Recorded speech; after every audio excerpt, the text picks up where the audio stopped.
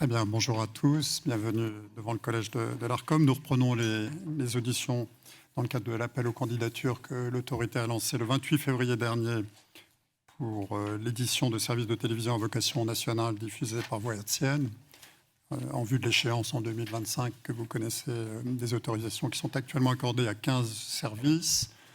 Nous entendons ce matin donc, la société CNews pour son service.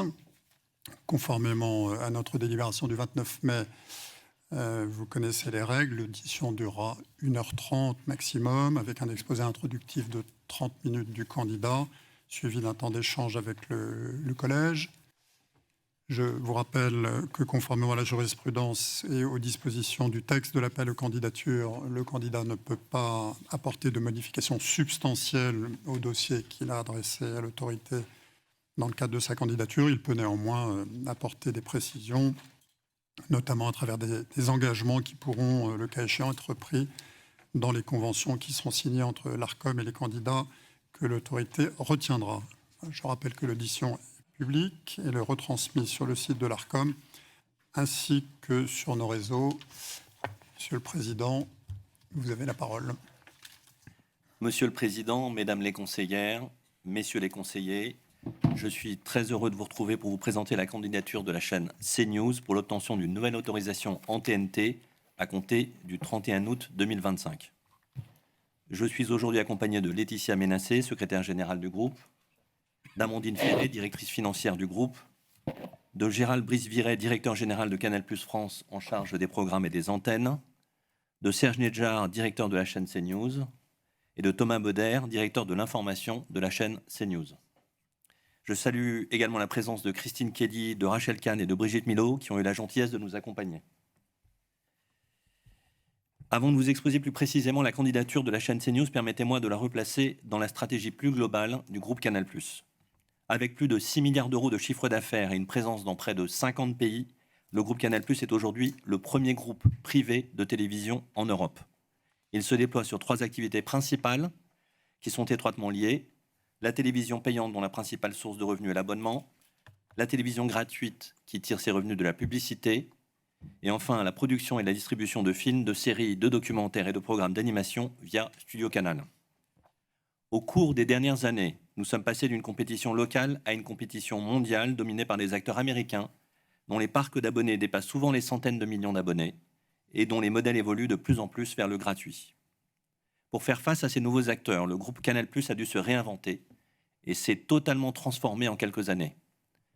Premier pilier de cette transformation, le redressement économique. En France, en 2016, les chaînes Canal+ perdaient près de 400 millions d'euros par an et les chaînes gratuites plus de 60 millions d'euros par an. Aujourd'hui, nous avons renoué avec une trajectoire économique positive, désormais très proche de l'équilibre en France, et ce, pour nos chaînes gratuites comme pour nos chaînes payantes. C'est notamment vrai pour notre chaîne CNews, dont le chiffre d'affaires progresse de près de 30% sur le premier semestre 2024 par rapport à l'année précédente, et qui est rentable depuis le mois de mars. Nous reviendrons sur ce point. Second pilier, l'accélération de la digitalisation du groupe. Créée en 2013, notre plateforme propriétaire française, MyCanal, qui porte plus de 2000 chaînes live et à la demande dans le monde, s'est développée pour atteindre les meilleurs standards du marché et pour se déployer dans plus de 30 pays. Cet outil digital permet au groupe Canal+ de proposer une véritable matrice culturelle, prolongeant la promesse éditoriale de nos chaînes éditées avec celle de nos partenaires, constituant ainsi un espace pluriel de création, de divertissement et d'information. Il permet de réunir dans un même espace dédié et sécurisé toutes les chaînes de la TNT, les chaînes partenaires, les services associés et les meilleures plateformes en matière de cinéma, de séries et de sport, à la fois sur le linéaire et le délinéaire. Dernière étape de la transformation de notre groupe, l'internationalisation. En 2015, le groupe Canal+ rassemblait 11 millions d'abonnés. Aujourd'hui, il en compte 26 dans 50 pays, dont 18 millions d'abonnés francophones. C'est une vraie force et cela nous permet de faire voyager des contenus en langue française sur l'intégralité des territoires francophones où nous sommes présents, nos films, nos séries créations originales, nos émissions sportives, nos documentaires, mais également nos chaînes gratuites telles que CNews, disponibles dès le premier niveau de nos offres commerciales en Afrique.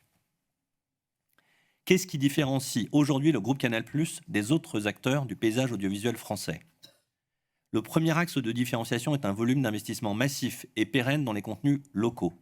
Nous avons pu revenir avec vous la semaine dernière sur les investissements considérables du groupe en matière de contenu, en particulier en France, où nous investissons annuellement 2,5 milliards d'euros dans le cinéma et l'audiovisuel, le sport, les documentaires ou encore le flux. Notre deuxième axe de différenciation est de favoriser l'accès au contenu, à la culture et à la création, en particulier pour les plus jeunes. C'est pour les plus jeunes, celles et ceux qui ont moins de 26 ans, dont 89% regardent des contenus vidéo en dehors de leur écran de télévision et dont 15% ne disposent tout simplement pas d'écran de télé, que nous avons jugé nécessaire de réinventer l'accessibilité aux chaînes de la TNT. Nous avons ainsi créé une nouvelle plateforme nommée TV+, qui réunit 100% des chaînes de la TNT et des programmes exclusifs de Canal+.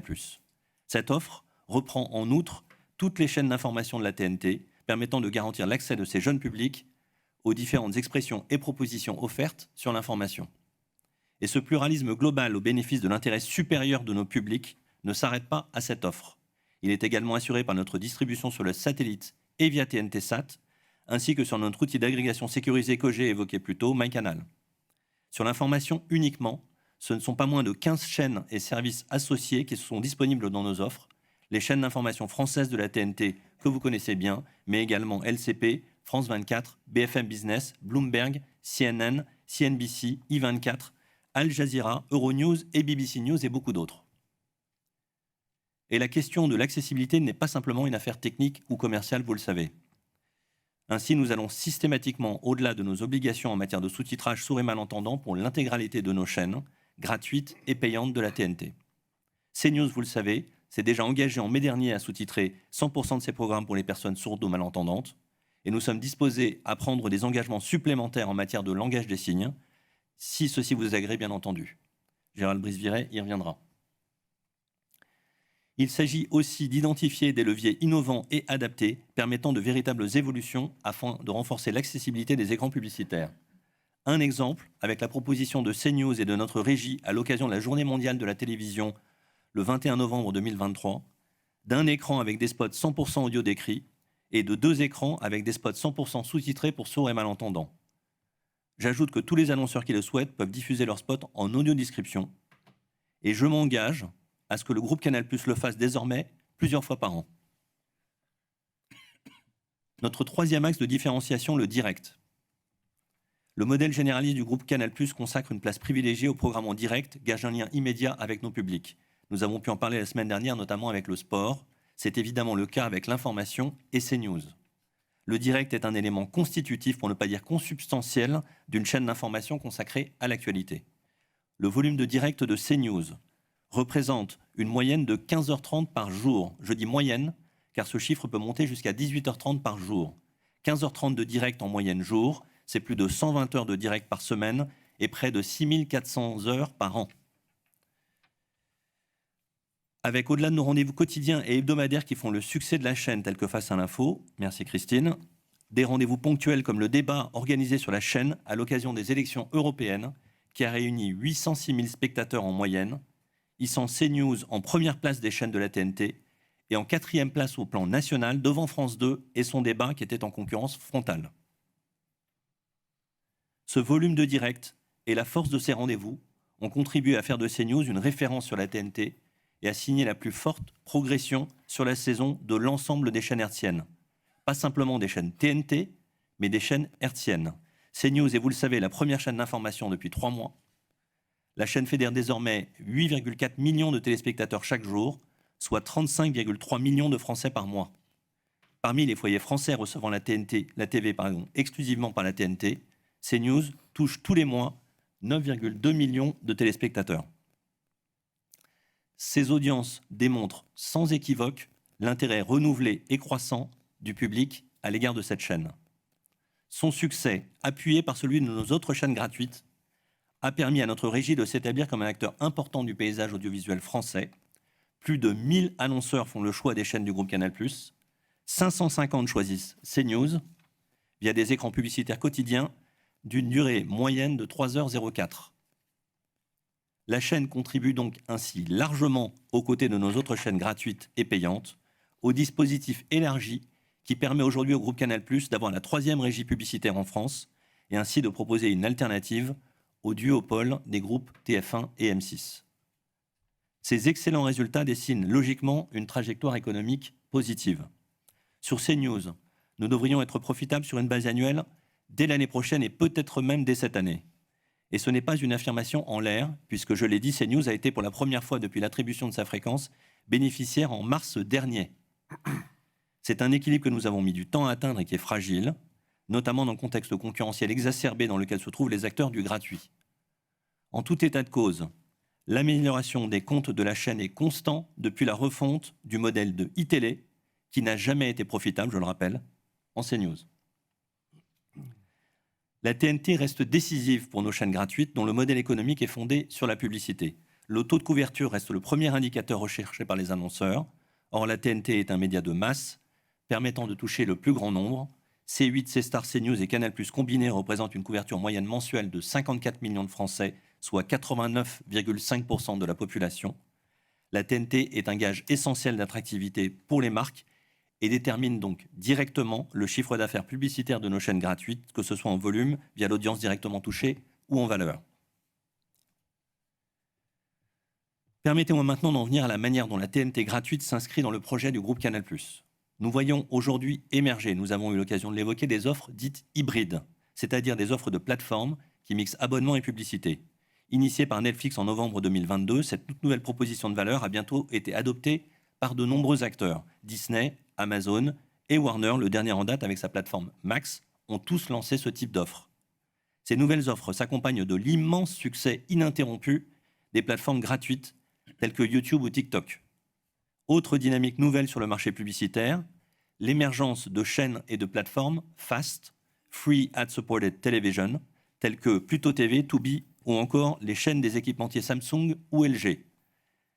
Des chaînes qui, au passage, échappent totalement à votre autorité. TF1 en annonce même quelques-unes désormais sur TF1+. La convergence des modèles des chaînes traditionnelles et des plateformes linéaires et délinéaires, des acteurs du payant et des acteurs du gratuit est évidente et elle ne fait que commencer. Face à cette concurrence, il apparaît impératif pour le groupe Canal+ de s'appuyer sur ces chaînes gratuites en complément de son activité payante. C'est la capacité de commercialiser une offre dans toute sa diversité, chaînes gratuites avec leur audience très conséquente, chaînes payantes et inventaires digitaux de MyCanal pour premiumiser l'inventaire publicitaire, qui permet à notre régie d'exister sur le marché en tant que troisième régie, certes, mais à distance des deux premières régies, et en particulier à distance de la régie de TF1 dominante sur le marché. En France, nos chaînes gratuites fédèrent chaque jour près de 16 millions de téléspectateurs. C8 est aujourd'hui la première chaîne de la TNT, CNews la première chaîne d'information et C-Star la première chaîne musicale gratuite. Nos chaînes gratuites sont ainsi déterminantes pour favoriser le développement de notre régie, dont le travail est largement reconnu par des tiers qui lui confèrent la commercialisation de leur espace publicitaire comme UGC, le Grand Rex, le groupe Warner avec Eurosport et sa plateforme Max, la chaîne RTL 9 ou encore le groupe Iliad avec son offre Oki. Sans la performance des chaînes gratuites donc, qui représentent aujourd'hui 60% du chiffre d'affaires de la régie, l'équilibre économique de Canal+ Brand Solutions serait compromis. Dès lors, de même que la TNT est indispensable au modèle économique de CNews reposant sur la publicité, CNews est indispensable, comme nos autres chaînes gratuites, au positionnement de notre régie publicitaire. Et cette expertise publicitaire a vocation à se renforcer encore davantage, puisque vous le savez, nous envisageons d'écrire une nouvelle page de notre histoire, avec le projet en cours de notre entrée en bourse, qui prendrait la forme d'une scission partielle, et dont la conséquence serait la sortie du groupe Canal+ du périmètre du groupe Vivendi. Cette opération purement technique maintiendrait les équilibres actionnariaux actuels. Elle pourrait aboutir à ce que le nouveau groupe Canal+ soit rejoint par d'autres actifs du groupe Vivendi, tels que la plateforme gratuite de vidéo Dailymotion qui compte 400 millions d'utilisateurs mensuels dans 190 pays et qui tire tous ses revenus de la publicité. Cet actif viendrait ainsi renforcer notre positionnement sur le marché du gratuit de manière très conséquente, de même que l'acquisition prévue de la plateforme Viu en Asie, dont le modèle s'appuie notamment sur les revenus publicitaires, avec des offres gratuites qui fédèrent 62 millions d'utilisateurs mensuels. Vous l'avez compris, nous sommes convaincus de la pertinence de notre projet qui s'appuie sur la TNT payante et la TNT gratuite. Pertinence pour le groupe Canal+, mais pertinence également pour le secteur, car la complémentarité entre la TNT payante et la TNT gratuite est vertueuse et structurante pour le paysage audiovisuel national. Outre les équilibres sur le marché de la publicité et de la diffusion, je tiens à rappeler un truisme sectoriel qui reste capital. ce sont les mêmes chaînes de la TNT qui, en investissant massivement dans les filières cinématographiques et audiovisuelles nationales, contribuent significativement à leur vitalité et aux équilibres qui soudent les acteurs autour de notre modèle national vertueux. Dans un contexte concurrentiel exacerbé que j'ai décrit, où chaque jour voit naître un nouvel acteur proposant de la publicité, il apparaît donc nécessaire de maintenir un maximum de stabilité pour le secteur en conservant l'équilibre actuel entre autorisation de la TNT payante et de la TNT gratuite. J'ajoute que le paysage de la TNT est aujourd'hui structuré et équilibré, garant d'une liberté et d'un pluralisme régulé qui viennent servir les intérêts du téléspectateur. Cet intérêt s'exprime notamment dans les audiences croisées des chaînes d'information. CNews rassemble en moyenne, je l'ai dit, chaque jour près de 8,4 millions de téléspectateurs. Parmi eux, 6,1 millions ont également un contact avec BFM TV sur la journée, ce qui représente 73% de l'audience cumulée de CNews et 49% de l'audience cumulée de BFM TV. La moitié de l'audience de BFM vient voir CNews le même jour.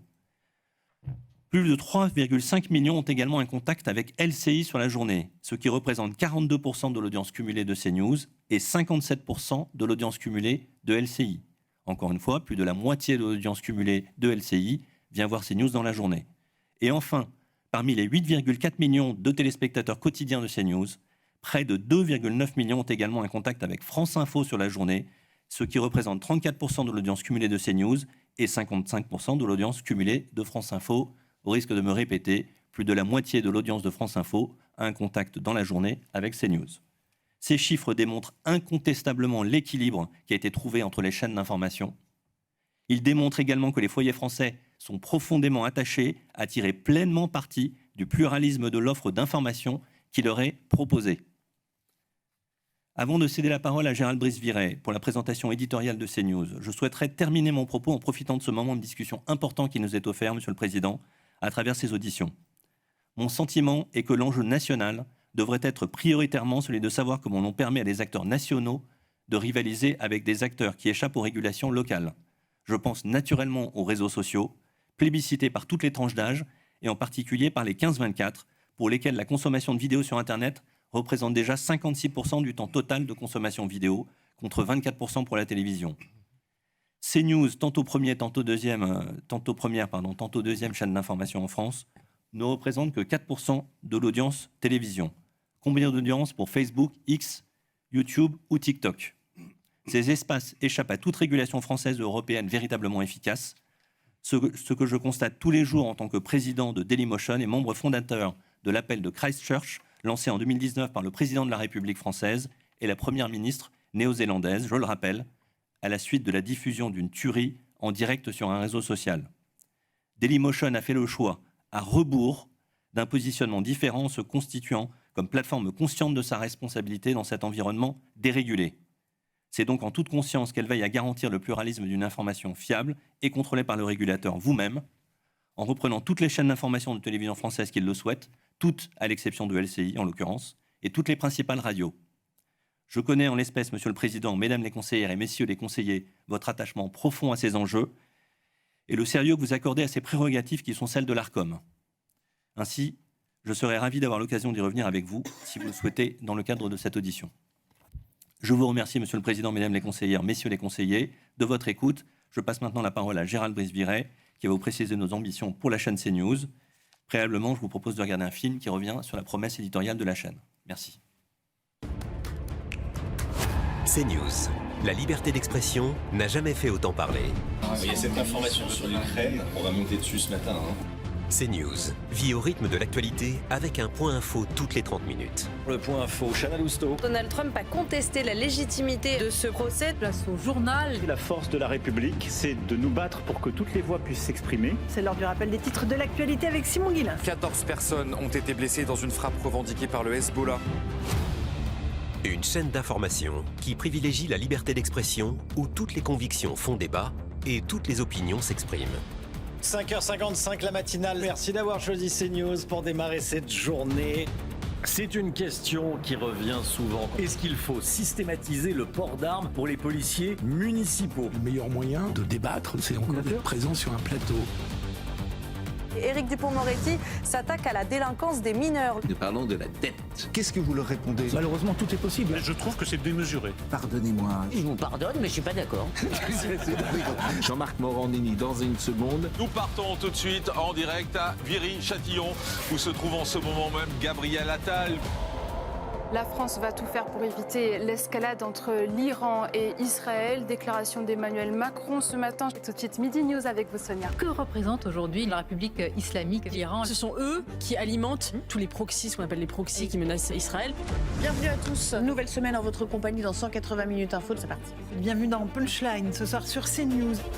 On continue ce débat qui est passionnant. Est-ce qu'on peut détecter mieux qu'on ne le fait la violence dès le plus jeune âge? Dans un instant, le rappel des titres et surtout face à l'info sur CNews.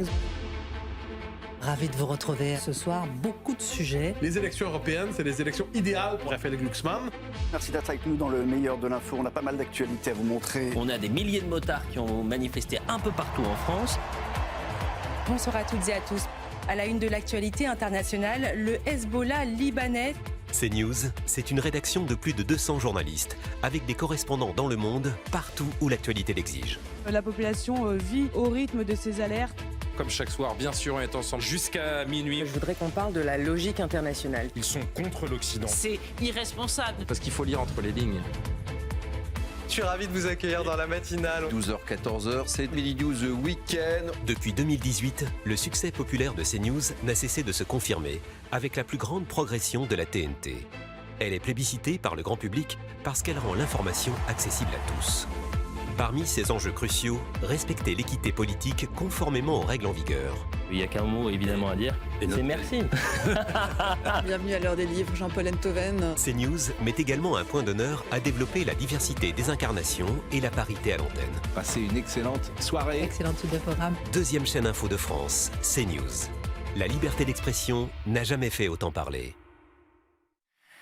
Monsieur le Président, Mesdames et Messieurs les conseillers, cette bande-annonce a été faite au mois d'avril. Nous sommes désormais, au coude à coude avec BFM, la première chaîne d'information de France.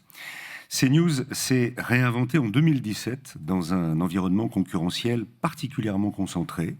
Au-delà de la présence des chaînes d'information déjà bien installées à la télévision, nous avons dû prendre en compte la digitalisation croissante de l'information. Nous avons donc proposé aux Français des analyses qui s'inscrivent dans le temps long, qui relèvent du décryptage, du débat et de la contextualisation. Nous traitons l'actualité dans sa profondeur en allant au-delà des gros titres pour offrir des points de vue uniques, éclairés à l'aune de l'expertise de nos intervenants tout au long de la journée. Nos émissions sont devenues de véritables rendez-vous, comme vous l'avez vu dans la bande-annonce, repérées précisément car elles donnent chacune une forme différente de l'information. C'est plus de 50% d'antenne qui est naturellement consacrée aux tranches d'information, 40 journaux et flash, mais CNews édite également de nombreux magazines et des émissions de débat qui viennent éclairer l'actualité. Le succès de CNews, on le doit à sa rédaction.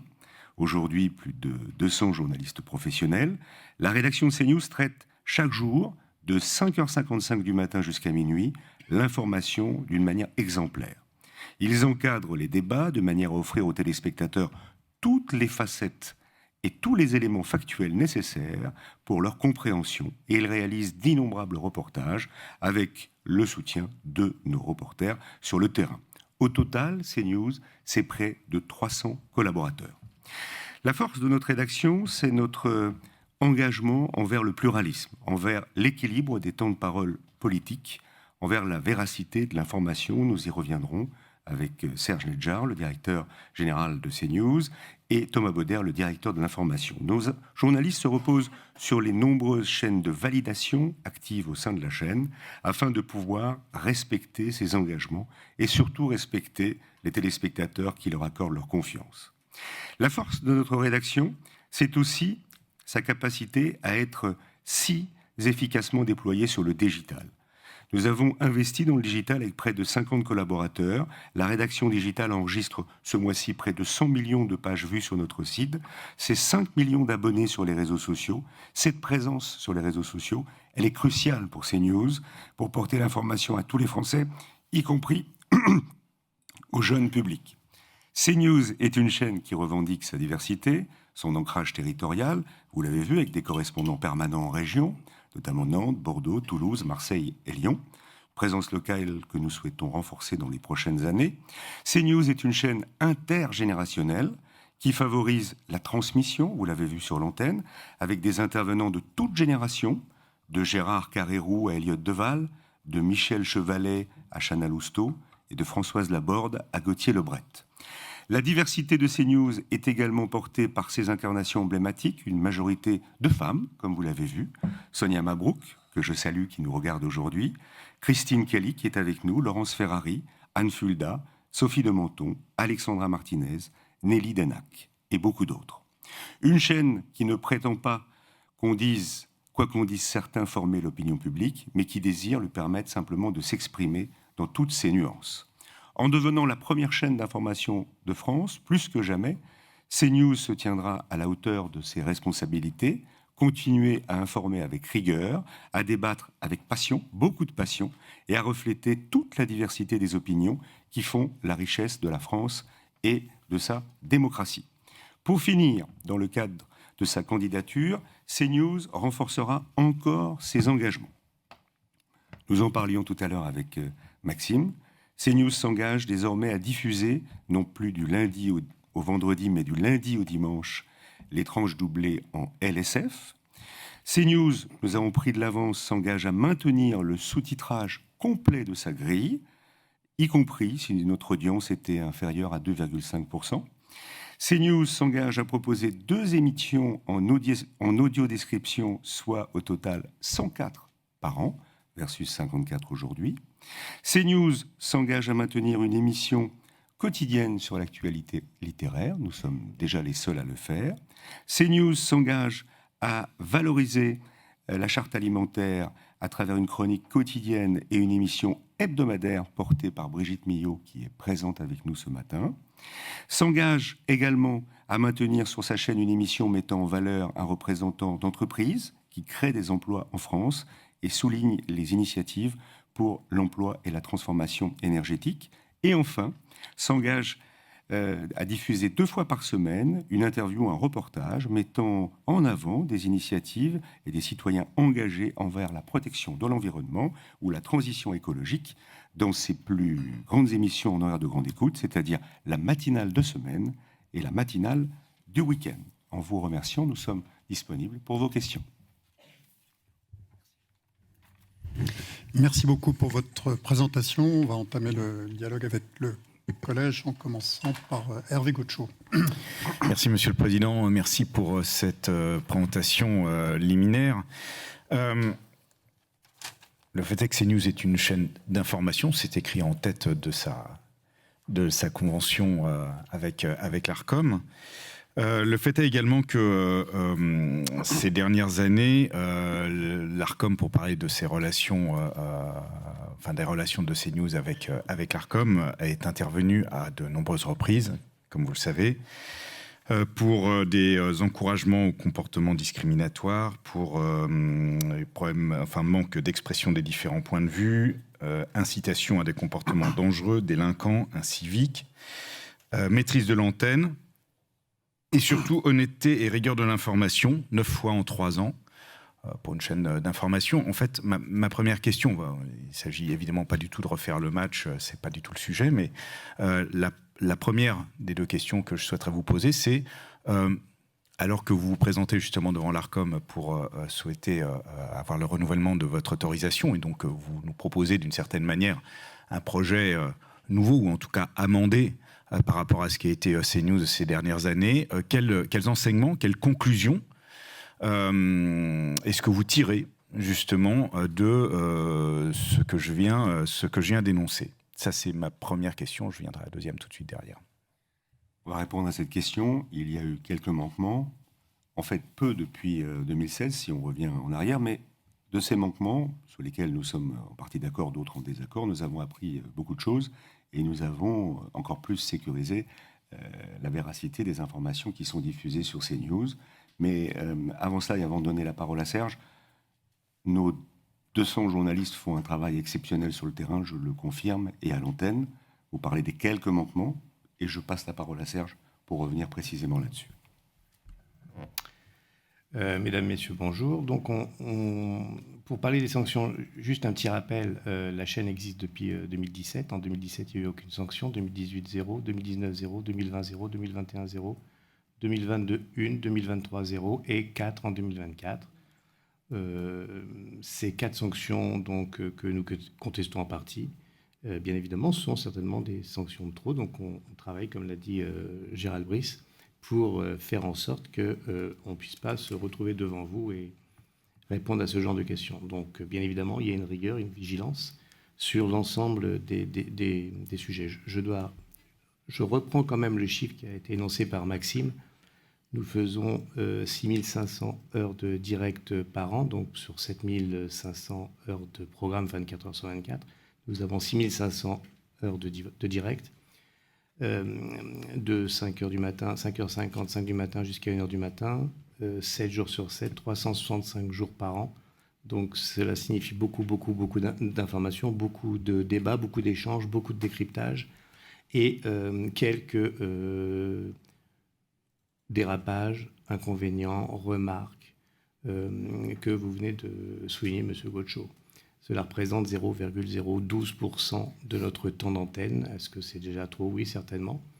Et nous cherchons à y remédier, donc avec une organisation qui permet de bétonner nos informations. Nous avons donc tout un système de vigilance tout au long de la journée. Et je vais laisser notre ami Thomas Bauder en parler. Nous avons 5 systèmes de vérification qui va du rédacteur en chef de la tranche, du rédacteur en chef, du chef d'édition qui accompagne le présentateur sur l'antenne, le rédacteur en chef jour, le directeur de la rédaction et le directeur de l'information. Bonjour mesdames et messieurs. Monsieur le conseiller Gaucho, vous avez raison. L'honnêteté de l'information, la fiabilité de l'information sont clés dans notre métier. Et c'est la clé de la confiance que le téléspectateur place en nous. Nous faisons toute la journée une délibération éditoriale et rédactionnelle avec les différents rédacteurs en chef. Et comme vient de le dire Serge, nous avons effectivement instruit par l'expérience et les expériences et les différents, les différentes sorties peut-être de l'excellence que vous avez mentionnées, renforcer les procédures de contrôle. Donc il y a un niveau de validation avec le rédacteur en chef de l'émission, un niveau de validation avec le rédacteur en chef du bocal, un niveau de validation avec le chef d'édition. Ensuite, il y a aussi un niveau de validation avec le rédacteur en chef jour. Et ensuite, contrairement peut-être à nos confrères, moi-même et Serge ne sommes pas là dans des rôles de représentation. Nous sommes dans l'opérationnel. Serge et moi avons un intercom dans notre bureau qui nous permet d'intervenir en permanence à l'antenne. Nous avons, nous, un léger délai entre ce qui est sur le plateau, ce qui est diffusé sur le plateau et la diffusion sur les antennes. Et nous pouvons rectifier, nous pouvons appuyer, nous pouvons donner des instructions ou des ordres afin d'éviter les différents problèmes que vous avez signalés. Serge a noté le ratio entre le nombre d'heures de direct et les quelques sujets que vous avez mentionnés. En fait, il y a ce qu'on voit et puis il y a tout ce qu'on ne voit pas. C'est-à-dire, effectivement, toute la journée, eh bien, nous contrôlons l'information, nous maîtrisons les débats, nous maîtrisons les expressions. Et cela, effectivement, personne ne le voit et c'est tant mieux. Juste pour terminer, donc nos plages de discussion, ce que d'aucuns appellent des débats, sont surtout pour nous des plages d'informations développées. Nous développons 4 ou 5 titres d'actualité par heure à peu près. Nous avons un présentateur. Ce présentateur a pour fonction de faire vivre le plateau, mais surtout de temporiser et de recadrer les propos qui relèvent d'opinions personnelles. On sait bien, et c'est la signature de CNews, c'est de pouvoir parler de tous les sujets. La liberté d'expression est en... Pardon de vous couper la parole, y compris pour lui-même? Y compris pour lui-même. Mais pour vous expliquer la complexité de ce travail, il y a donc autour de la table à peu près 4-5 personnes, dont à chaque fois sur des sujets forts, un expert ou une experte. Nous avons également des éditorialistes maison et également des éditorialistes issus d'autres médias. L'échange, par définition, c'est souvent clair, quelquefois un petit peu bruyant. Le présentateur sur le plateau n'entend pas toujours tout ce qui se passe sur son plateau. Malheureusement, il y a des moments où les échanges sont tellement vifs, les uns se marchent sur les autres, et il y a un peu de difficulté. C'est la raison pour laquelle il y a le premier repère, le chef d'édition qui se trouve en régie, dans le calme, et qui entend un peu mieux ce qui se passe sur le plateau. À ce moment-là, le chef d'édition, avec l'oreillette du présentateur, lui dit « Attention, il y a peut-être quelque chose qui se dit ». Et puis le chef d'édition, il doit gérer sur une heure à peu près une dizaine d'éléments qui passent à l'antenne, des interviews, des sujets, etc. Donc lui-même, peut-être, peut avoir un manque de concentration. Je parle d'exception. À partir de ce moment-là, vous avez un rédacteur en chef vocalier qui se trouve à un étage supérieur, qui est plutôt dans le calme, et qui aussi peut servir de garde-fou. Mais surtout, et j'insiste là-dessus, donc c'est ce que vient de dire bien évidemment le directeur de l'information Thomas Bonner, nous avons ce qu'on appelle un intercom, enfin c'est un petit truc, on appuie sur un bouton, il y a un micro et on parle. On parle à la personne qui se trouve en régie. Et ça nous arrive très souvent, d'ailleurs c'est la raison pour laquelle il y a si peu de rappels à l'ordre, ça nous arrive très souvent, que ce soit Thomas ou moi, de spécifier au chef d'édition, de dire au présentateur, attention, il y a peut-être quelque chose qui dérange, il y a peut-être quelque chose qui est susceptible de blesser, de gêner ou de poser problème. À ce moment-là, et dans 99,9% des cas, lorsque ça a échappé au présentateur, celui-ci prend la parole, même avec un petit décalage de quelques secondes, c'est pas grave, pour dire « Ah, ce que vous avez dit sur le plateau ne nous convient pas, ça ne correspond absolument pas à ce que pense la rédaction de CNews ». Donc ça, c'est tous les jours.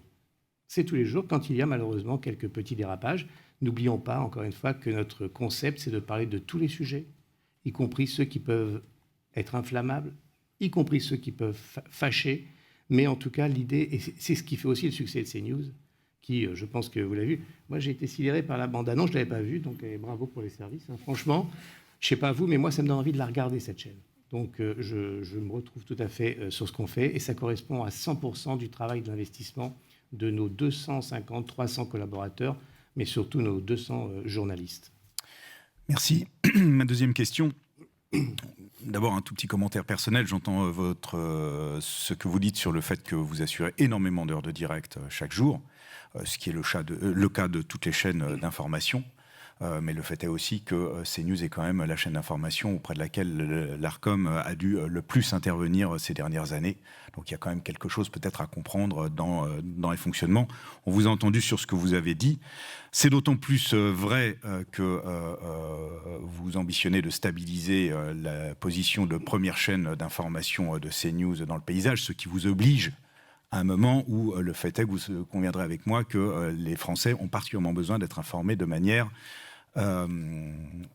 honnête et de manière rigoureuse afin de pouvoir eux-mêmes se faire leur propre opinion. Et c'est là qu'on revient à la notion quand même d'information de CNews.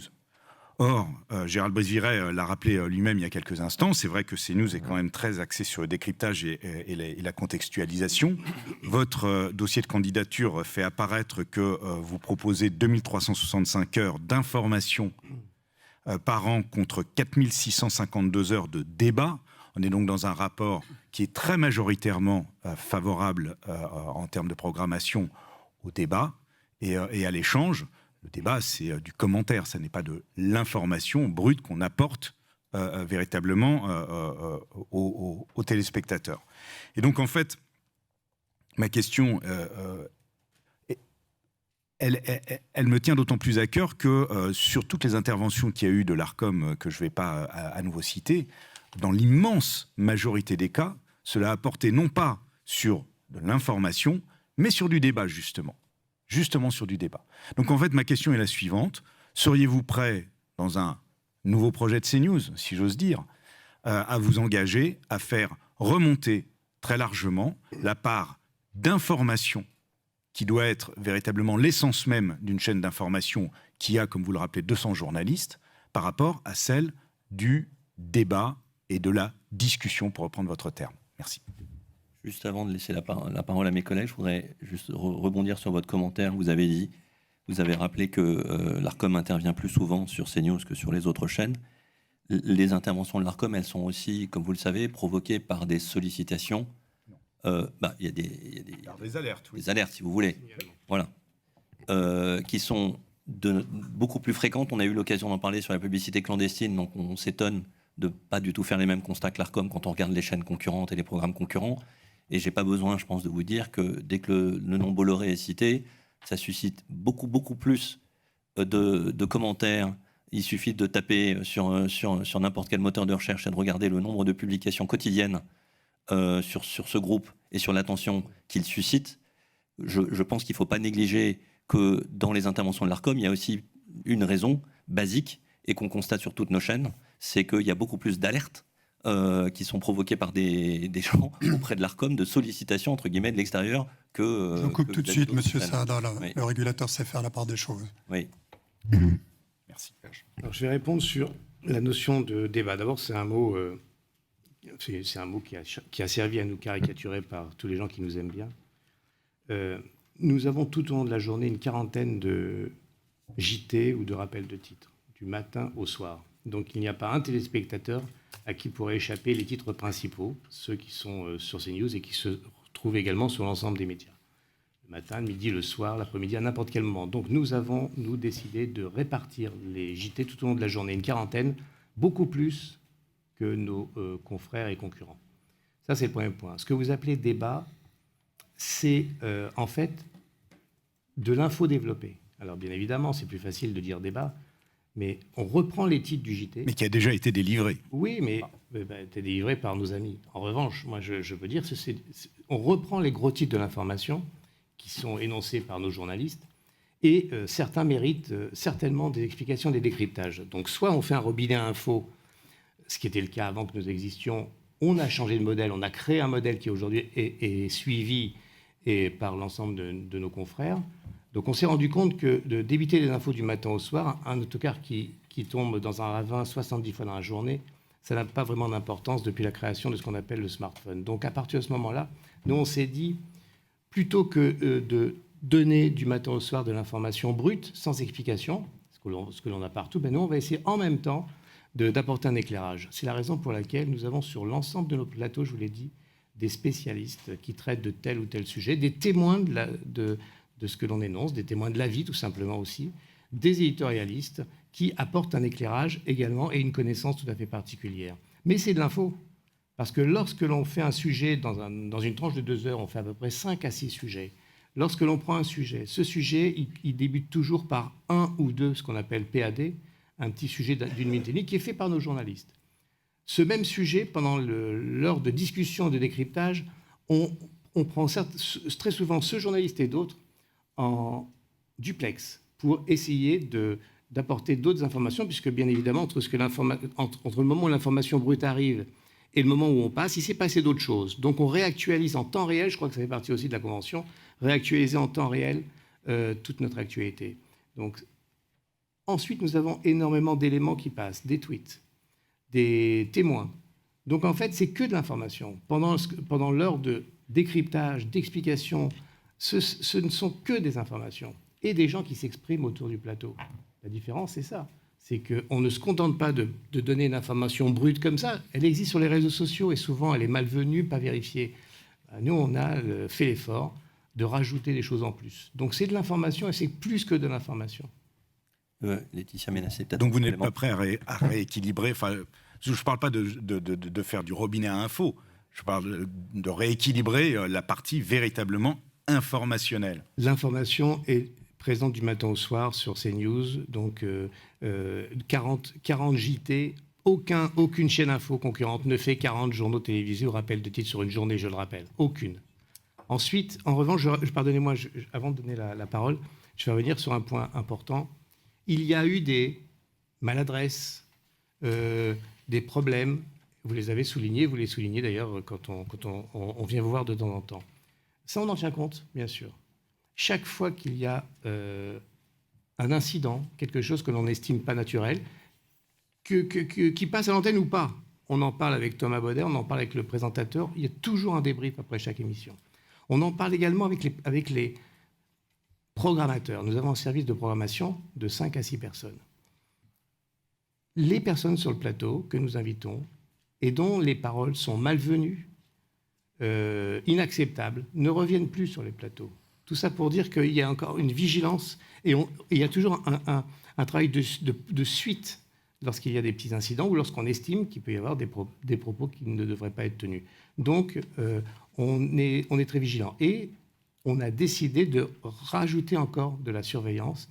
Et on a prévu pas mal de recrutements cette saison, la saison à partir de septembre, pour justement permettre de donner plus de qualité à nos informations. Peut-être, excuse-moi, juste Thomas, une petite précision qu'on connaît tous, mais qui est quand même assez importante sur la notion de débat et d'information, parce qu'aujourd'hui, j'ai l'impression qu'on antagonise beaucoup les deux sujets, entre l'information, on appelle l'information brute, et le débat. Je crois qu'il y a une décision qui nous a tous beaucoup interpellés, sur laquelle nous avons beaucoup échangé, qui est la décision RSF, qui précisément s'est posé la question de savoir si les débats qui étaient à l'antenne de CNews pouvaient être considérés comme n'étant pas justement de l'information. Et la décision du Conseil d'État. La décision du Conseil d'État, absolument, le juge suprême des autorités administratives. Et sur cette question, la réponse a été très claire. La notion de débat, quelle qu'en soit la quantité, n'implique pas qu'une chaîne ne soit plus une chaîne d'information, ou en tout cas qu'elle ne soit... Oui, enfin, on ne peut pas prendre effectivement dans l'arrêt RSF ce qui nous arrange et ce qui ne nous arrange pas. La réalité, c'est que cette décision est très claire sur ce point-là. La notion de débat, sa quantité, n'implique pas qu'une chaîne ne soit plus qualifiée de chaîne d'information. Et l'arrêt est d'ailleurs très clair de ce point de vue-là. CNews est une chaîne d'information au regard du Conseil d'État, précisément pour cette raison aussi.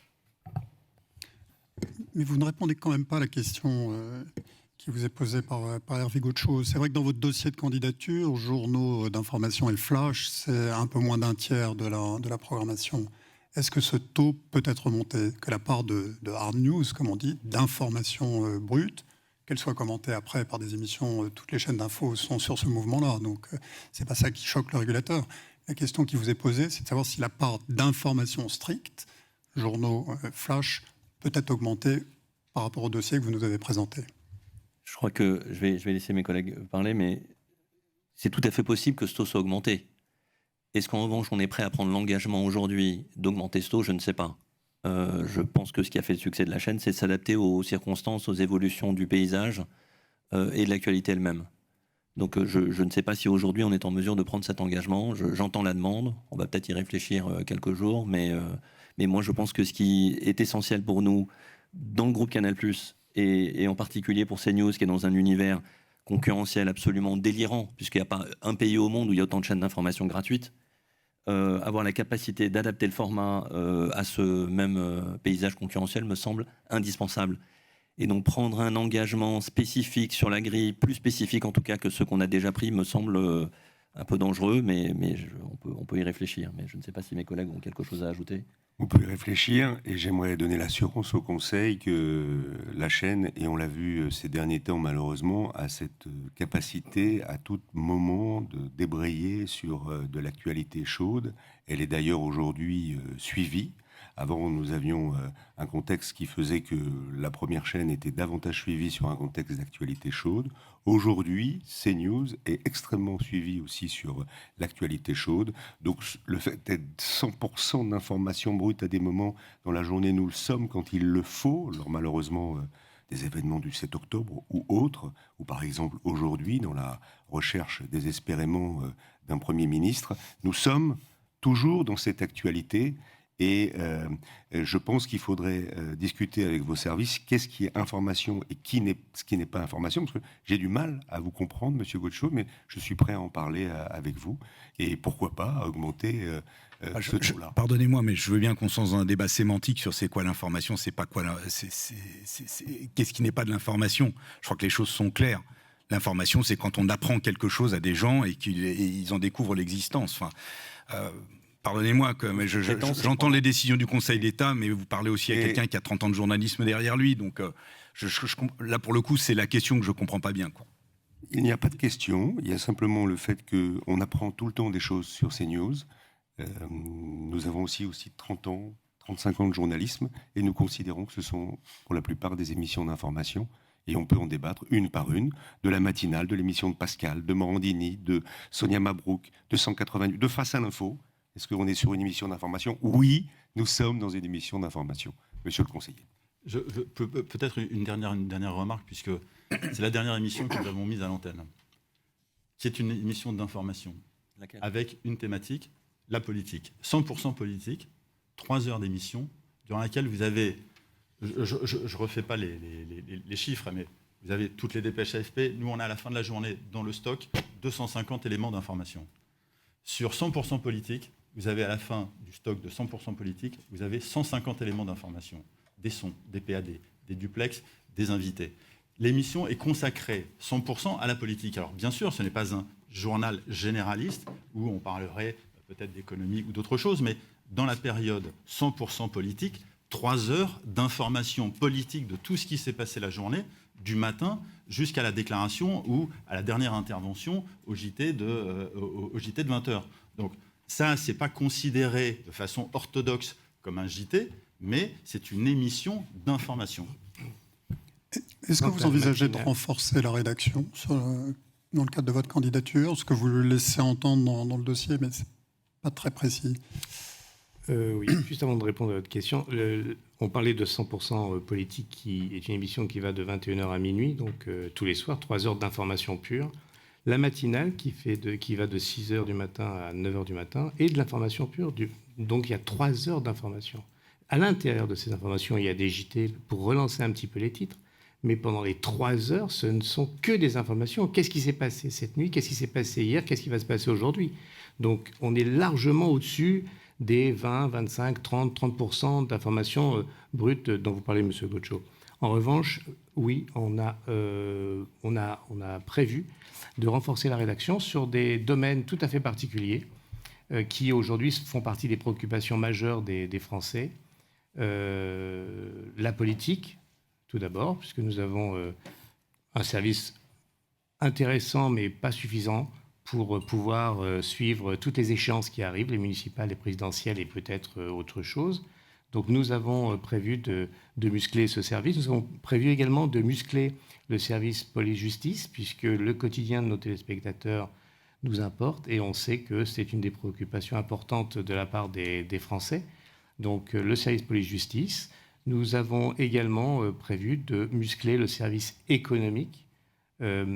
Pour l'heure, l'économie, c'est bien évidemment tous les jours 2-3 éditos le matin, mais c'est également deux émissions quotidiennes.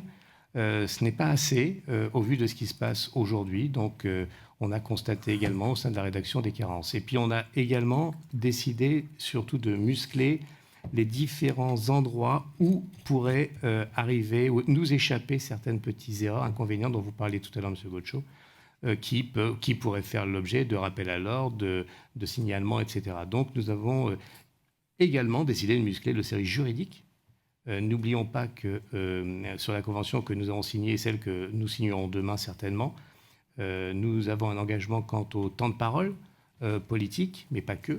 Et nous avons un service de juristes à plein temps, associé à une entreprise qui nous coûte assez cher, mais qui permet également de nous apporter tous les détails nécessaires sur le temps de parole. Donc nous avons également décidé de muscler ce service, au vu d'ailleurs des demandes du Conseil d'État, puisqu'on n'en a pas encore parlé, mais vous allez certainement nous demander de rajouter quelques éléments sur la pluralité des idées, des personnes et autres.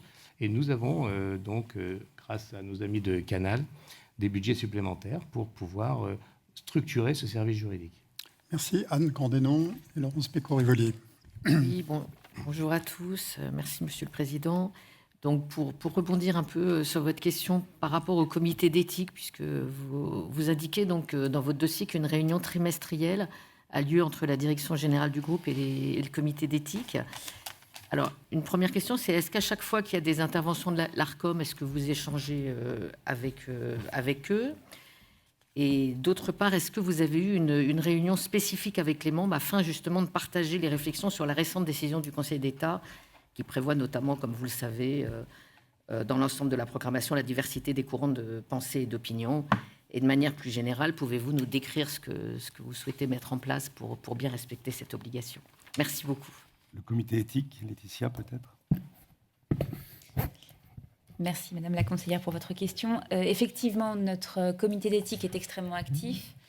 Il est prévu qu'il se réunisse à minima 2 fois par an et en réalité, ces réunions se passent trimestriellement. Nous les voyons régulièrement, nous échangeons régulièrement sur l'ensemble des décisions qui sont prises par l'ARCOM à notre rencontre. Encore une fois, je crois qu'on avait eu l'occasion déjà d'en parler ici. C'est un comité d'éthique qui vaut pour l'ensemble du groupe, donc qui intervient systématiquement et sur lesquels nous faisons systématiquement un panorama des échanges que nous avons avec vous et des éventuelles décisions qui ont pu être prises. Nous n'avons pas eu de session spécifique sur la décision RSF. On a eu l'occasion d'aborder cette décision, évidemment, et d'en discuter. On n'a pas convoqué un comité d'éthique spécifiquement sur cette question, puisque à l'époque de la décision, on était dans l'attente des premières guidelines qui pourraient être prises pour justement mettre en application cette fameuse décision. Depuis, nous avons eu quelques débuts d'informations sur ces sujets et naturellement, nous avons réfléchi, nous, en interne, à la façon dont nous devions appliquer cette décision qui, comme vous le savez, est très impactante, naturellement, puisque... on a évoqué la décision tout à l'heure, elle implique désormais d'avoir une vision du pluralisme qui est élargie par rapport à celle qui était l'appréciation que nous avions historiquement, qui était plutôt un pluralisme interne centré sur la comptabilisation des seuls temps de parole. Donc, aujourd'hui, et au vu de la décision RSF, qui précisément nous demande aussi d'avoir une vision plus large de ce spectre d'appréciation du pluralisme, nous allons, comme l'a dit Serge, renforcer les équipes en charge pour s'assurer de la pluralité des intervenants avoir une comptabilisation plus stricte des intervenants que nous avons à l'antenne, des sujets que nous allons évoquer. C'est tout ce sujet sur lequel nous échangeons très régulièrement avec l'édito de CNews, mais pas que de CNews d'ailleurs, de l'ensemble des chaînes du groupe, précisément pour être conforme à la délibération à venir de l'ARCOM et qu'évidemment nous respecterons à la lettre, comme nous l'avons toujours fait sur le pluralisme. Pour être très concret, Madame la conseillère, nous avons la rédaction en chef, la direction de la rédaction, avec Serge Edjar qui est présent, et nous avons un contrôle, nous, et nous l'avons respecté, nous l'avons vu lors des dernières échéances électorales, à la seconde près, les temps de parole. Il y a ici Nicolas Thérin qui est en charge de l'antenne de CNews, qui pourrait bien sûr le valider avec vous.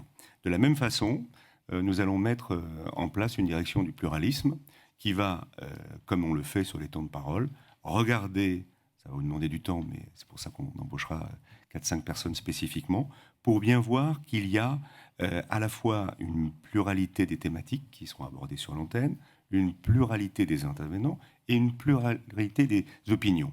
Nous allons le suivre comme on le fait aujourd'hui sur les temps de parole, certains moments quotidiens, de l'autre dans des périodes hebdomadaires et mensuelles. Nous donnerons cette information, bien sûr, à la direction de l'information, comme une aide à la décision, afin, sur un mois, si c'était le cas, d'avoir bien ce respect des thématiques, des intervenants et des opinions. D'autre part, et là je passe la parole à Thomas Bauder, le travail de pluralisme va être avec une formation spécifique sur les programmateurs. Je prends l'exemple des accords que nous avons eus ensemble récemment. Une personne à côté de la plaque remettait en cause le réchauffement de la planète sur 17 minutes.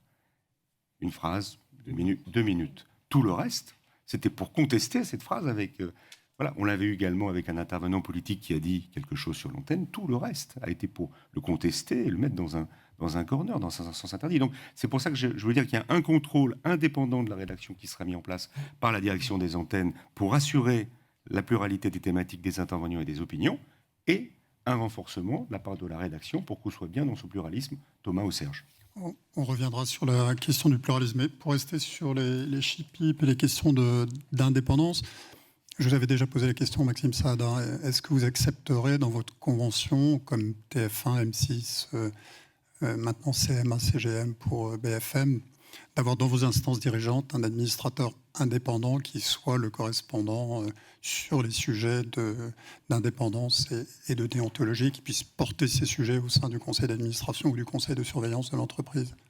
Je vais vous faire la même réponse. J'ai pas d'objection de principe. On va y réfléchir dans le cadre de l'évolution de la gouvernance du groupe Canal+ et son projet d'introduction en bourse. Et d'autre part, sur le CHIPIP, il y a eu plusieurs missions parlementaires, notamment une l'année dernière à l'Assemblée nationale, qui a travaillé sur l'évaluation de la Bloche, qui a fait une série de propositions pour donner plus de visibilité à ces comités, renforcer leur indépendance peut-être en faisant évoluer les modes de désignation de leur personnalité. Est-ce que vous adhérez à cette démarche pour leur donner un poids plus important, sachant que le régulateur va maintenant s'appuyer davantage, il le fait déjà depuis 2-3 ans, sur ces organes? Nous sommes ouverts, effectivement, à encore mieux travailler avec notre comité éthique. Comme vous l'avez relevé vous-même, c'est un des comités éthiques qui travaille le plus au sein de la chaîne. Donc nous sommes ouverts à cela, sachant que nous avons déjà des personnalités qui sont extrêmement intéressantes dans leur approche, comme vous les connaissez, vous savez de quelle manière elles abordent cela. Donc nous sommes ouverts à cela. Laurence Pico-Rivolier. Oui, merci beaucoup. Je reviens sur la question du pluralisme, qui est évidemment essentielle, qui est essentielle quand on est une chaîne d'information, encore plus essentielle quand on fait beaucoup de débats, et ça a été dit jusqu'à présent, et qui est encore plus essentielle lorsque, comme vous le revendiquez vous-même, dans ces débats, on met sur la table un certain nombre de sujets qui sont qualifiés en droit de sujets prêtant à controverse et qui nécessitent donc une attention toute particulière sur la question du pluralisme. Votre chaîne est à l'origine de cette décision du Conseil d'État dont nous avons déjà parlé, qui est quand même un petit coup de tonnerre dans l'univers audiovisuel. Donc forcément, on attend... Je dirais RSF est à l'origine. RSF à propos de CNews.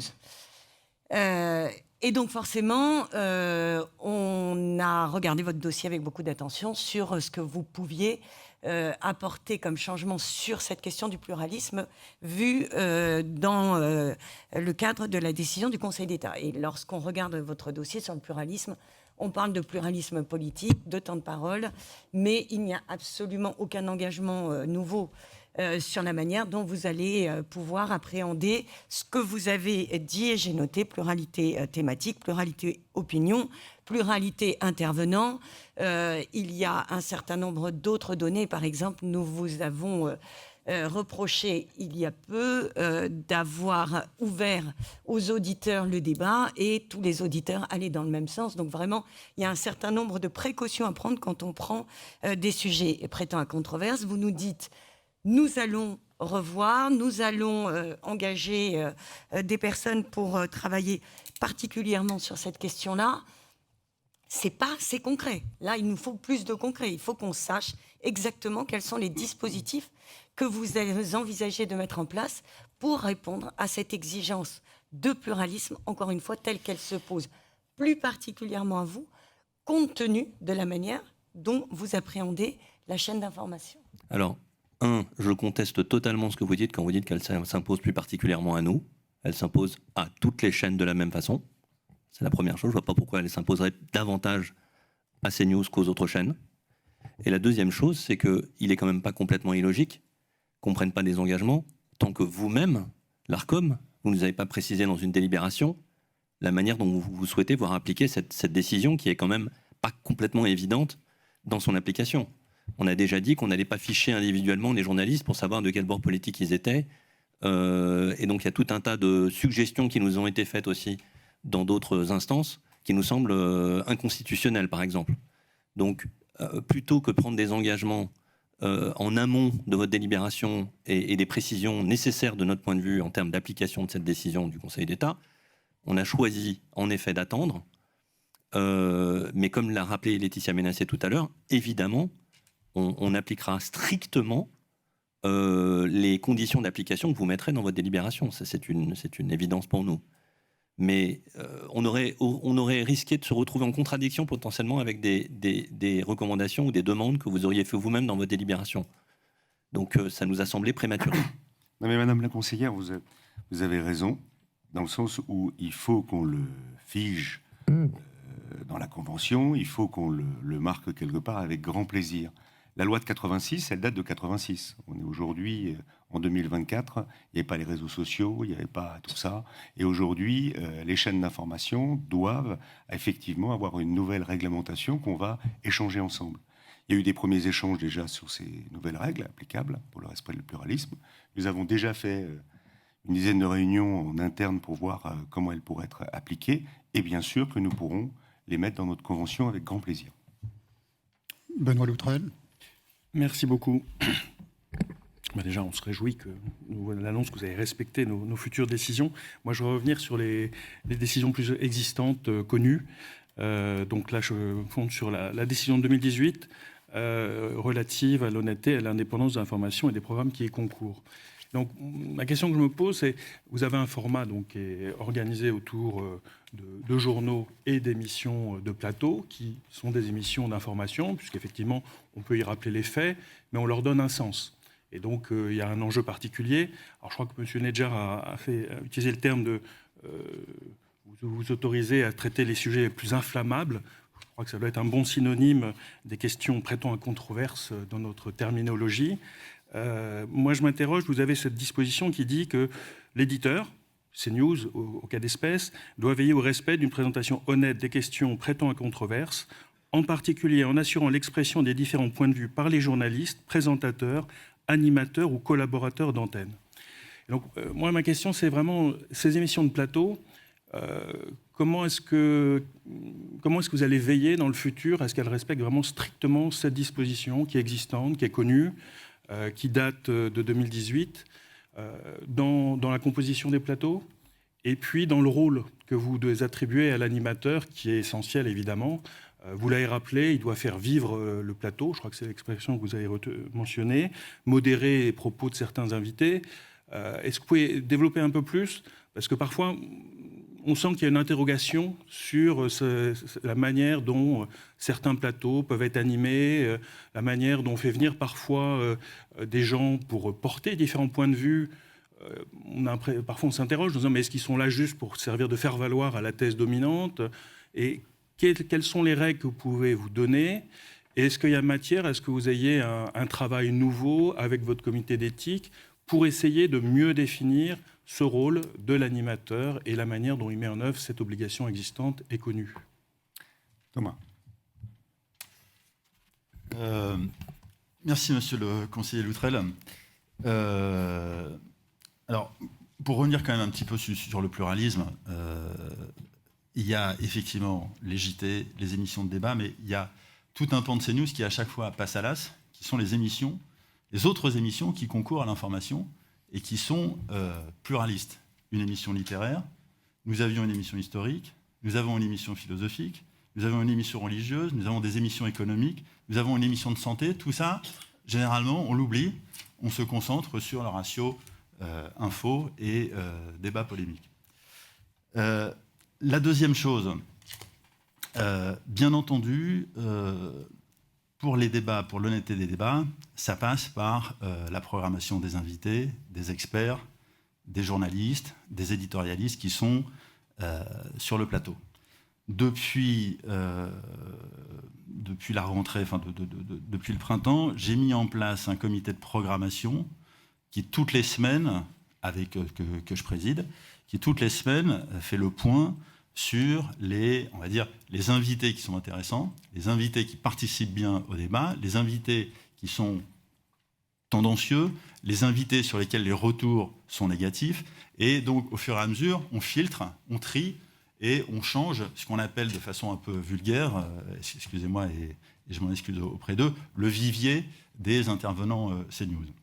De la même façon, j'ai instauré, à l'issue de ce comité de programmation, un comité de rédaction hebdomadaire avec les rédacteurs en chef, où nous remontons à la fois toutes les problématiques liées à l'information, au reportage, au lancement et à la façon dont les journalistes qui animent les débats, puisqu'il s'agit de journalistes, pas d'animateurs, pas de saltimbanques, mais de journalistes, comment les débats sont animés et quelles nouvelles règles, quelles recommandations, parfois quelles injonctions leur donner à qui, à quel moment, pour revenir sur un plateau qui aurait effectivement été sans dérapage, mais en tout cas pas suffisamment sécurisé. Donc voilà, j'ai mis en place des nouvelles procédures délibératives.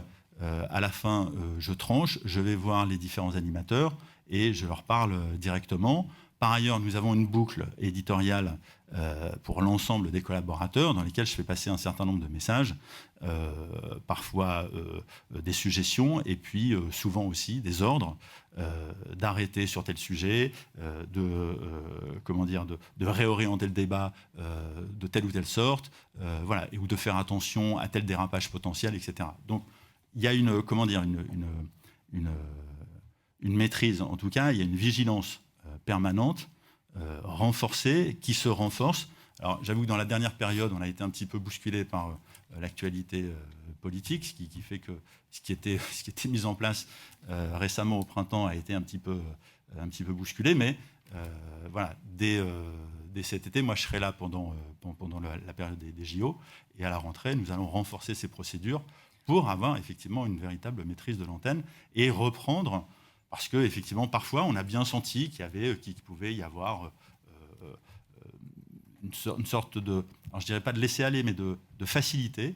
Et mon boulot, c'est de remettre à chaque fois l'ensemble de la rédaction sur les rails de l'information et sur les rails de l'information, donc avec les bonnes personnalités, les bons experts, les bons intervenants, les bons éditorialistes. Antoine Boilet, puis Denis Rapone. Merci, Monsieur le Président. Bonjour, j'avais 3 questions assez rapidement. La première, vous avez parlé de vos équipes de reporters. Est-ce que vous pourriez rentrer quand même un peu plus dans le détail sur la place accordée sur l'antenne au reportage, au grand reportage, au long format, qui permettent là aussi, au-delà des flashs et des débats, comme le disait Monsieur Nedjar, de mieux décrypter l'information? C'est ma première question. Reportage duplex, long format. Je peux commencer. En fait, si je prends une journée type, j'avais pris la semaine dernière lorsqu'il y avait l'audition de C8, sur la charge de la journée, vous avez 11 rédacteurs en chef, 15 présentateurs, et vous avez 27 reporters, JRI, reporters et journalistes spécialisés à Paris et en région, qui contribuent donc soit à des interventions en duplex, une fois qu'ils ont réuni les informations, soit à la fabrication de reportages. Et encore une fois, suite au comité de rédaction que j'ai mis en place, on s'est aperçu avec les rédacteurs en chef jour, la rédactrice en chef des régions, la rédactrice en chef des PAD et la rédactrice en chef de coordination des équipes, qu'effectivement, il y avait possibilité d'améliorer le renouvellement et l'update des reportages. Et que tant à midi qu'à 17h qu'à 22h, on avait des besoins de reportages et de PAD pédagogiques pour regrouper l'information et ne pas se contenter d'avoir simplement ou des sons ou des citations ou des séquences. Donc nous sommes dans ce processus. Et d'autre part, nous allons développer les longs formats, c'est-à-dire que les équipes de CNews ont testé quelques longs formats qui fonctionnent assez bien et qui nous permettent d'aller vraiment très concrètement, que ce soit un autre sujet abordé en Ukraine ou par exemple sur la bande de Gaza. Ma deuxième question sur la maîtrise de l'antenne, je rebondis sur ce que disait Monsieur Nedjar en parlant du 0,012%. En fait, sur toutes ces questions-là, c'est comme en météo, il y a la température et il y a le ressenti. Pareil pour la délinquance ou l'immigration, il y a les chiffres de la délinquance et puis il y a le ressenti, qui est souvent débattu d'ailleurs sur vos plateaux. Au-delà de ça, ce 0,012, on le sait tous des deux côtés de la table, qu'ils ont créé beaucoup d'émoi, beaucoup de tristesse parfois chez certains. En tout cas, ça a fait réagir et donc on est bien au-delà du 0,012 sur le ressenti dans l'opinion. Et donc, ma question, c'est est-ce que vous pourriez quand même aller un petit peu plus loin sur la manière et les mesures que vous avez mises sur la table pour éviter ce que monsieur vous qualifiez de maladresse ou de petit problème. J'aurais pas forcément utilisé ce champ sémantique quand on parle de sanctions de l'Arcom. Et toujours sur cette maîtrise de l'antenne, mais là, pas sur le direct, sur le côté enregistré. On a tous aussi à l'esprit une émission d'enquête d'esprit. Vous pensiez qu'on n'allait pas en parler, du coup, je me permets d'en parler, qui avait créé il y a plusieurs mois, là encore, beaucoup d'émoi dans l'opinion publique. Vous aviez exprimé d'ailleurs vos regrets. Ma question, c'est que là, on n'est pas sur du time delay, on est sur de l'enregistré. Donc là encore, quelles sont les mesures supplémentaires que vous avez prises dans ce type de situation pour éviter non pas de tels petits problèmes, mais de tels dérapages?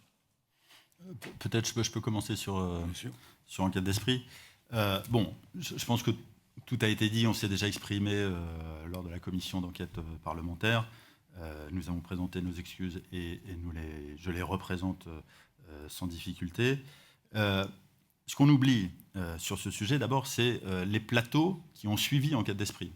Les plateaux qui ont suivi enquête d'esprit, qui étaient composés notamment de Madame Rachel Kahn, de Madame Céline Pina, de Madame Rachel Fleur-Pardo, qui étaient des plateaux, on va dire, tout à fait favorables à l'IVG. Aujourd'hui, l'IVG est dans la Constitution, donc voilà, on ne va pas revenir sur le sujet.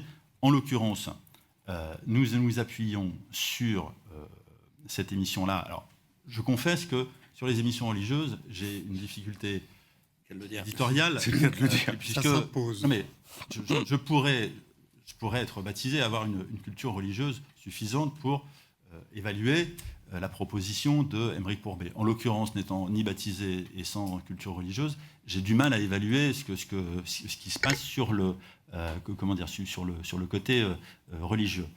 Et donc, grâce à Gérald Brice-Viret, à qui j'en ai fait la demande, on a désormais le service juridique de Canal+, qui regarde la conformité en fait, de l'émission.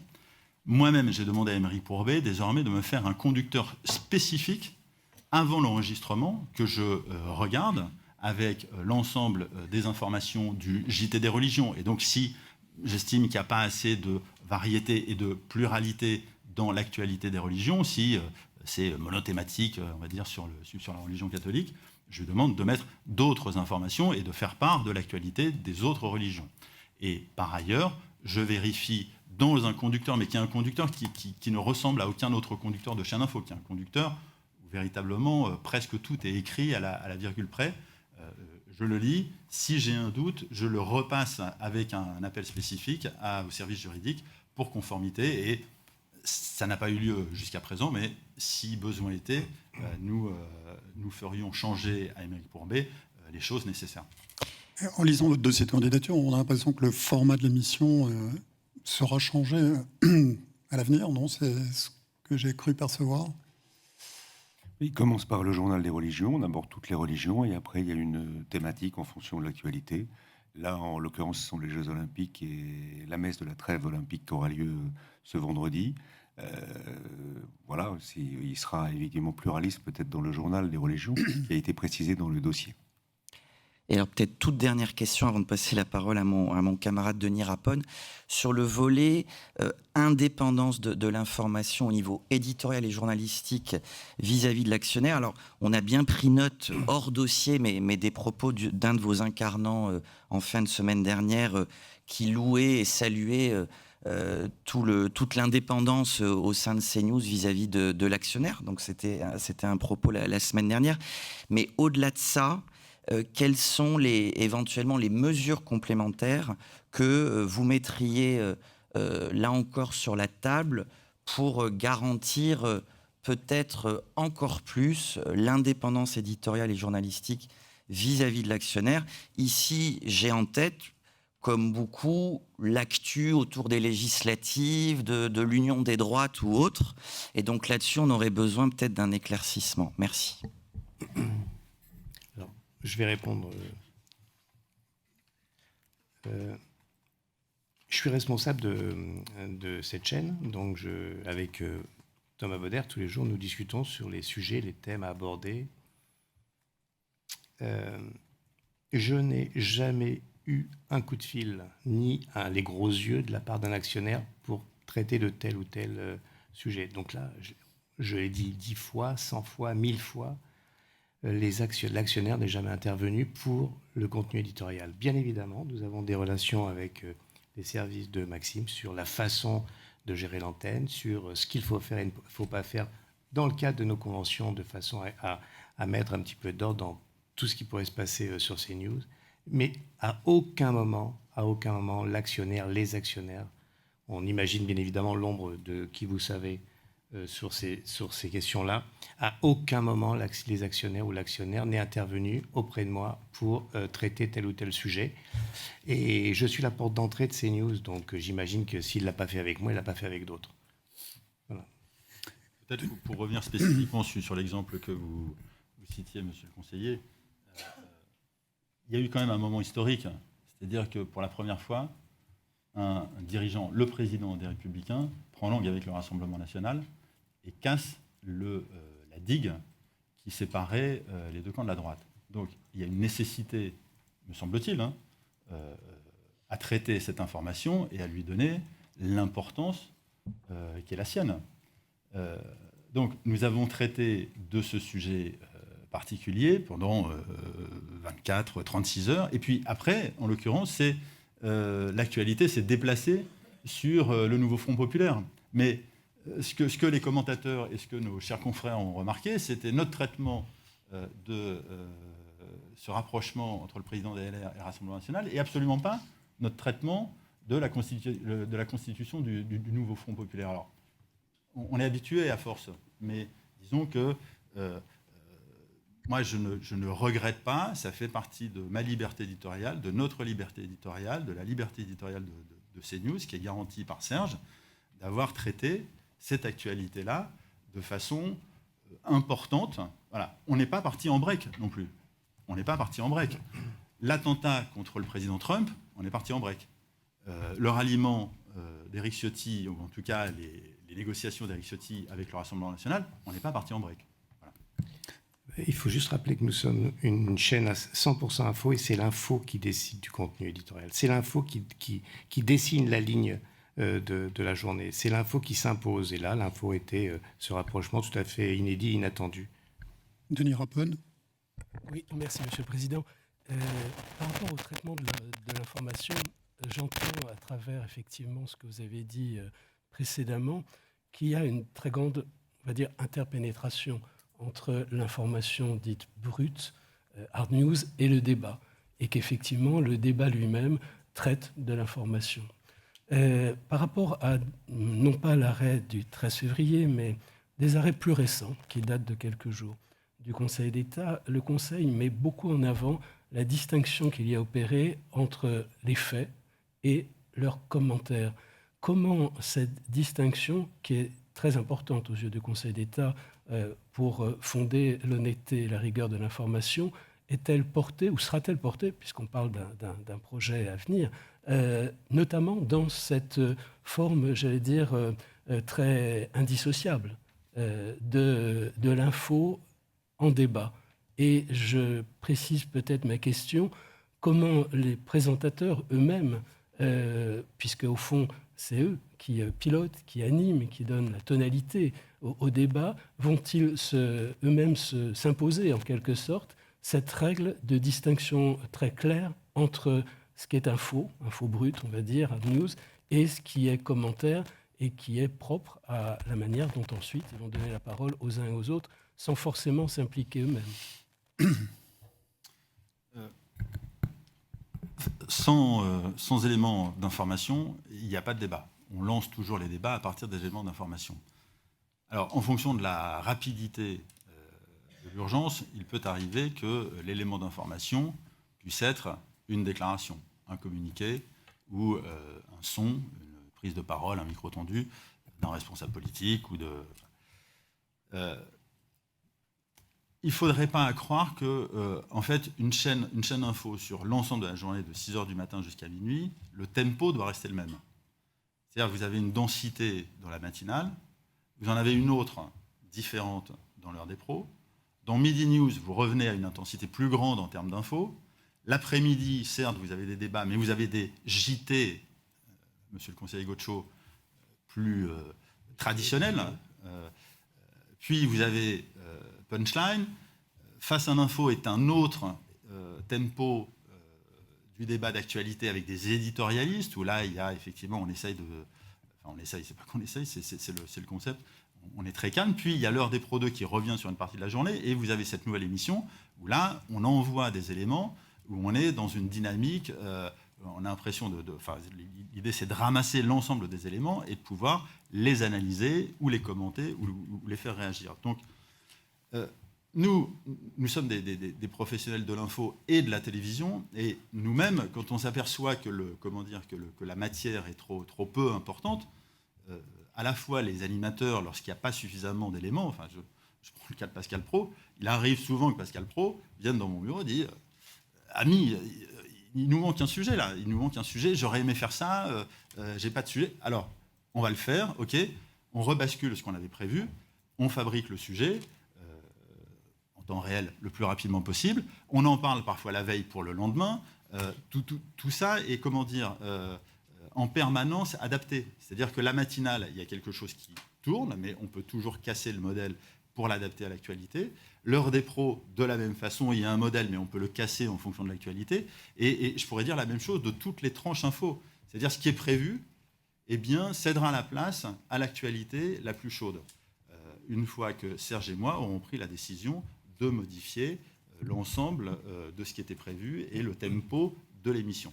J'espère avoir répondu à votre question. Et pour compléter la question de M. Rapone, il s'agit à la fois de s'appuyer sur des journalistes dans un débat, mais aussi sur des expertes et des experts. Il nous faut renforcer le nombre d'expertes et d'experts dans les émissions qui sont irréprochables sur leur thématique afin d'éclairer eux aussi les journalistes. Et j'aimerais faire une parenthèse, parce que c'est vrai que nous avons avec nous des journalistes qui font des éditos. Et un édito reste un édito qui n'est pas consubstantiel de l'émission. Donc c'est important d'expliquer, vous le savez, ce qu'est un édito.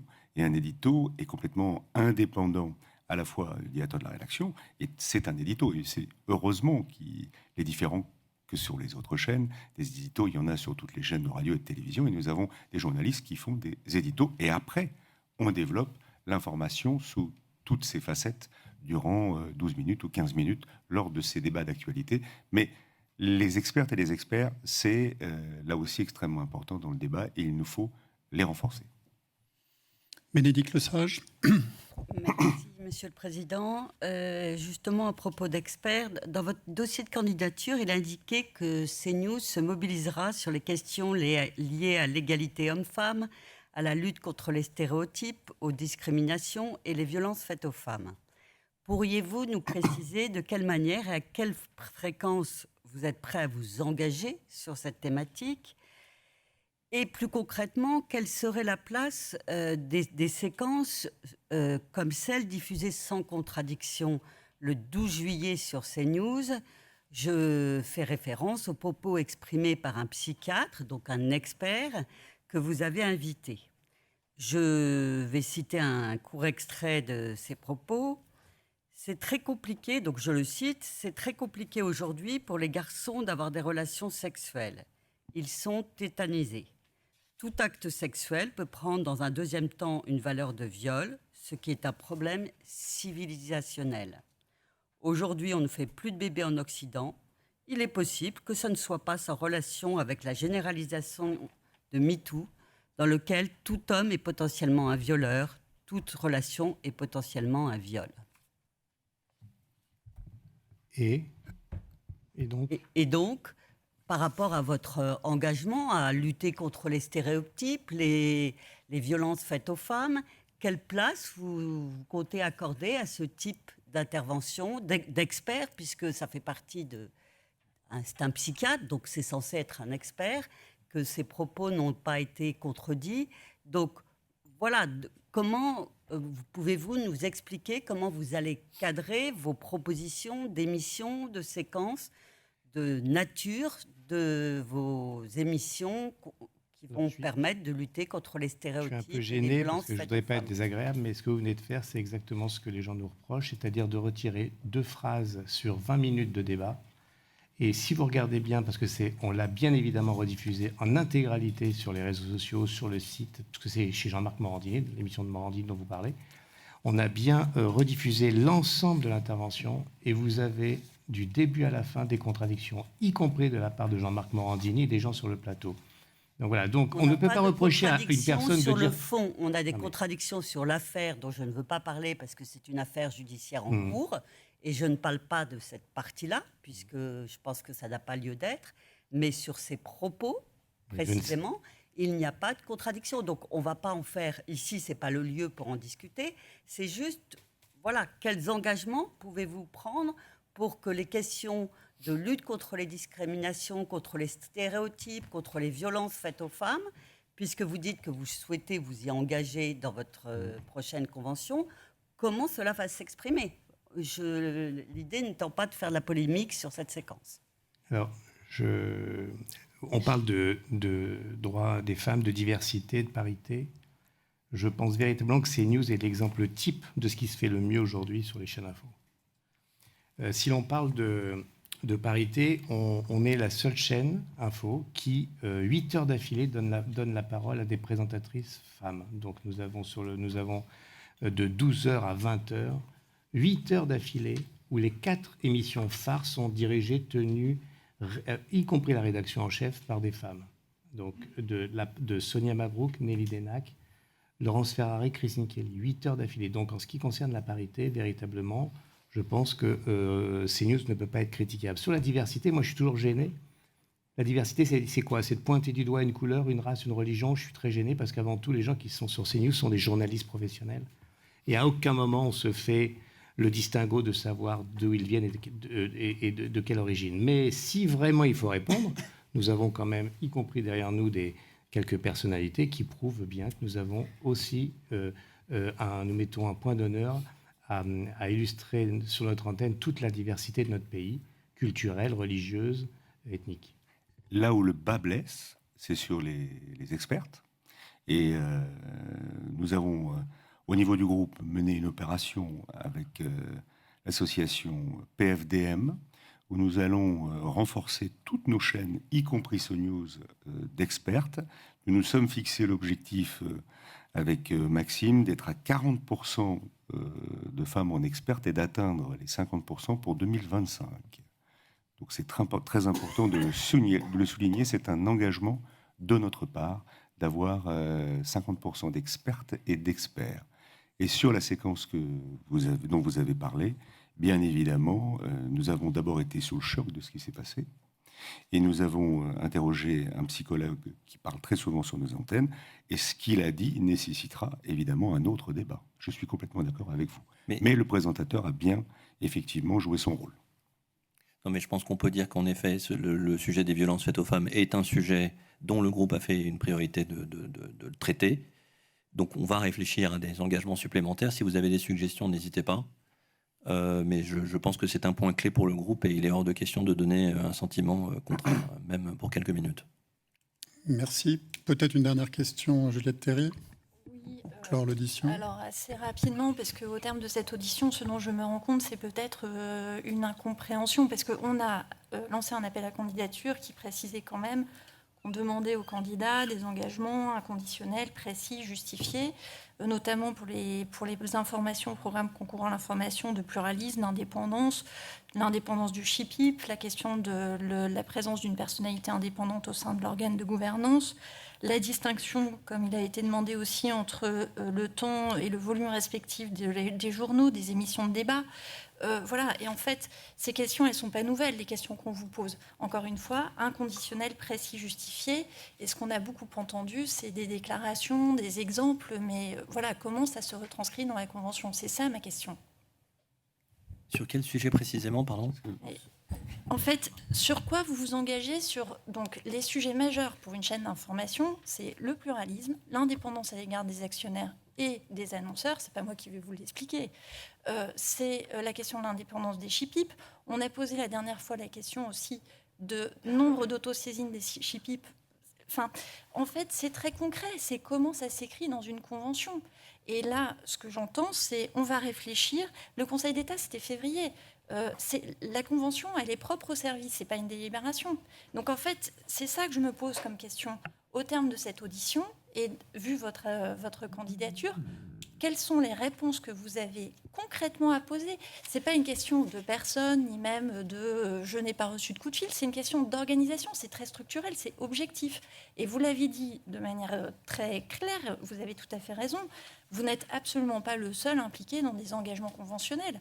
Bien sûr que tous vos concurrents le seront. Ils le sont déjà d'ailleurs pour la question de l'organe indépendant, de la personne indépendante dans un conseil d'administration. Ils le sont déjà. Là, ce que j'ai pas entendu quelque chose de concret en fait. Je vais laisser mes collègues compléter. Sur le pluralisme, j'y reviens. J'attends quelque chose de concret aussi. Pardon, mais la décision du Conseil d'État en l'état n'est pas concrète. Elle n'est concrète en rien et on a eu l'occasion d'en parler ici même. Donc, le Conseil d'État, il rappelle une disposition qui est dans la loi de 86, que vous connaissez. Voilà, le pluralisme des courants de pensée et d'opinion doit se retrouver dans l'ensemble des programmes des chaînes de télévision. Et c'est une obligation qui s'impose, vous l'avez dit vous-même d'ailleurs, à l'ensemble des éditeurs. C'est ça que rappelle la décision. Absolument. Et rien d'autre, et donc rien qui ne soit concrètement applicable pour CNews comme pour les autres chaînes. Et donc nous attendons le pluralisme des courants de pensée et d'opinion, c'est un concept qui est quand même assez clair. Absolument. Il faut retrouver sur les antennes une diversité de courants de pensée et d'opinion sur l'ensemble des programmes. Et comme le rappelait Laetitia Ménassé, le Conseil d'État a aussi jugé que CNews était une chaîne d'information, contrairement à ce qui avait été indiqué par RSF, comme tant d'autres. Je ne peux pas dire autre chose qu'il y a 1000 manières d'appliquer cette décision. Et pour être certain, pour que le groupe Canal+ et CNews se conforment aux règles édité par l'ARCOM comme toujours, nous attendons la délibération et nous prendrons les engagements nécessaires pour se conformer à cette décision. Point spécifique. Très bien, on arrive au terme de cette audition. Nous vous remercions. Merci. Merci beaucoup.